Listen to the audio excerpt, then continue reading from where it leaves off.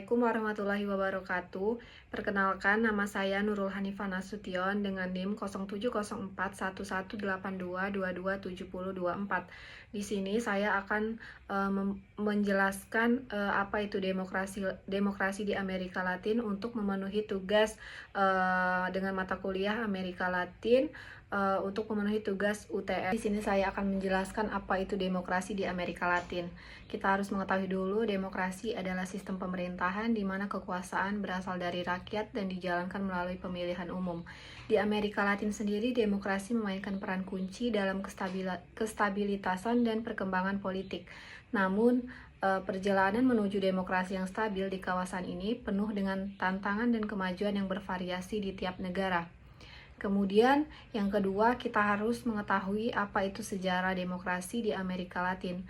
Yang pertama, ada periode kolonial dan pasca kolonial.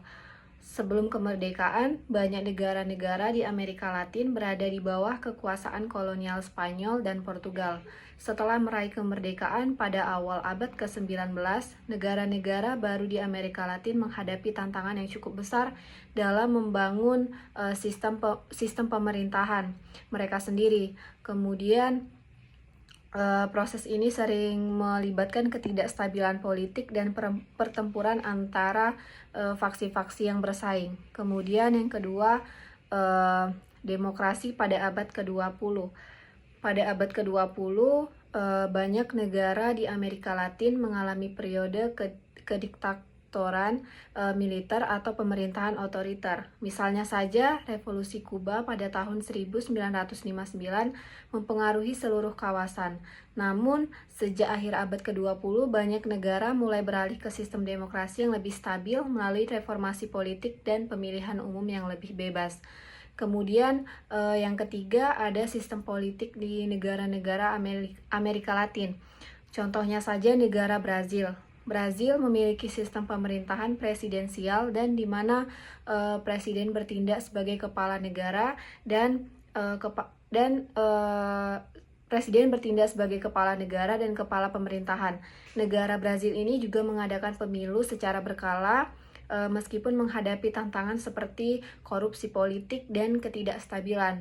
Ada juga contoh yang kedua yaitu negara Argentina, di mana Argentina juga menerapkan sistem presidensial dengan presiden yang memiliki kekuasaan eksekutif. Negara-negara ini sering mengalami krisis ekonomi dan politik yang mempengaruhi ketidakstabilan demokrasinya.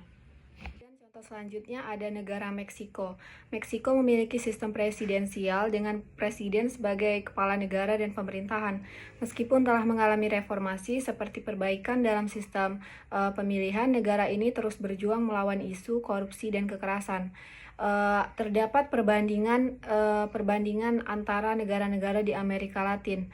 Meskipun banyak negara di Amerika Latin memiliki sistem politik yang serupa, yaitu presidensial, ada perbedaan signifikan dalam cara masing-masing negara mengelola demokrasi mereka.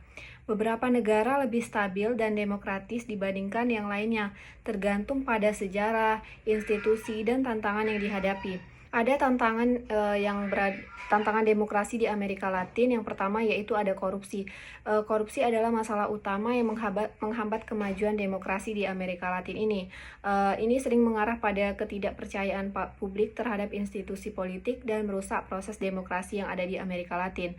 Yang kedua ada ketidakstabilan politik, di mana banyak negara mengalami ketidakstabilan politik akibat konflik internal, ketidakpuasan sosial, dan perubahan pemerintahan yang sering. Hal ini dapat mengganggu proses dan demokrasi dan menyebabkan kerusakan pada sistem politik di Amerika Latin. Kemudian terdapat ekonomi dan ketimpangan sosial yang ada di Amerika Latin. Ketimpangan ekonomi dan sosial mempengaruhi ketidakstabilan demokrasi.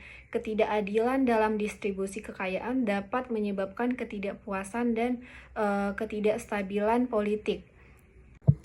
Baiklah, untuk kesimpulan dalam video ini kita telah membahas sejarah sistem politik, tantangan, dan pencapaian demokrasi di Amerika Latin. Setiap negara memiliki perjalanan unik dalam mengembangkan demokrasi mereka dengan berbagai tantangan dan kemajuan. Pentingnya untuk terus memantau dan mendukung demokrasi. Penting untuk terus memantau dan mendukung perkembangan demokrasi di kawasan untuk memastikan bahwa kemajuan yang dicapai dapat dipertahankan dan diperluas.